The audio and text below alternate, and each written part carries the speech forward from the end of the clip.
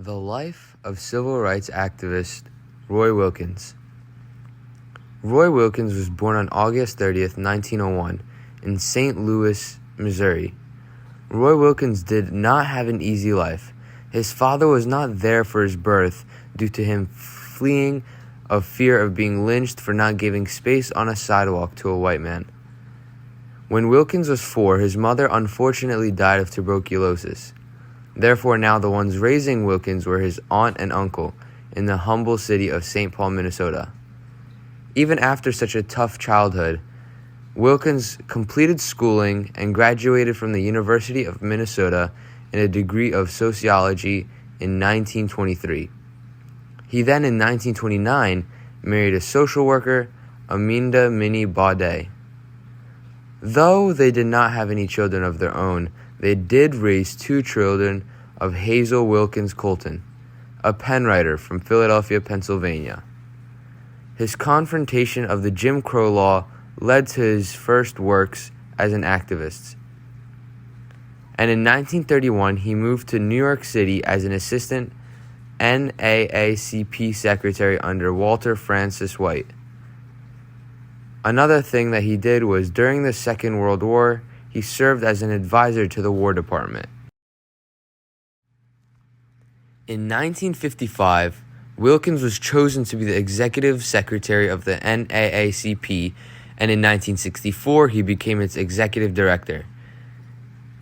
To clarify, the NAACP works to disrupt inequality and dismantle racism. They accelerate change in key areas including criminal justice, healthcare, education, climate, and the economy. This was the real start of his civil rights leadership. In no time, he developed an excellent reputation as an articulate spokesman person for the civil rights movement.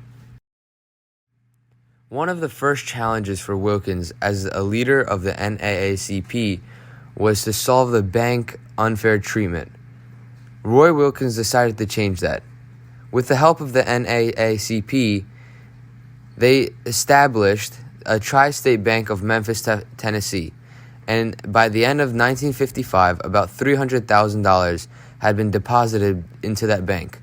The money enabled the tri-state to extend loans to credit-worthy blacks who were denied loans by white banks. This problem was not the only thing that Wilkins did as a civil rights activist.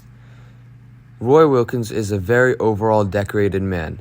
He participated in many civil rights marches, the most famous of which were the March of Washington in 1963, Selma to Montgomery marches in 1965, and the March Against Fear in 1966. He was, though, arrested in 1963 for leading a picketing protest. Wilkins testified before many congressional hearings and even had discussions with the civil rights movement ideas with President Kennedy, Johnson, Nixon, Ford, and Carter. Wilkins earned so much attention from government officials that he officially earned the respected nickname of Mr. Civil Rights. In 1964, he was awarded the Spingarn Medal by the NAACP. A few more accomplishments of Wilkins, with the help of the NAACP, is that he had many victories in court. A few big examples of that were the Brown v. Board of Education, the Civil Rights Act of 1964, and the Voting Rights Act of 1965. In 1968, Wilkins also served as the main chair of the U.S. delegation to the International Conference on Human Rights. He overall brought much attention to the civil rights movement and not only helped spark it, but keep the flame going. Closer to the end of his life, when Wilkins turned 7 years old in 1971, Wilkins was heavily encouraged to step down and retire as the NAACP director. In 1976, he fell into dispute with certain members of the NAACP and intended to retire that official year, but postponed it until 1977 due to benefits of retiring in that year. In 1977, at 76 years old, Wilkins officially retired from the organization. and was succeeded by Benjamin Hooks. He was honored with many medals and titles by the organization in the same year for his accomplishments.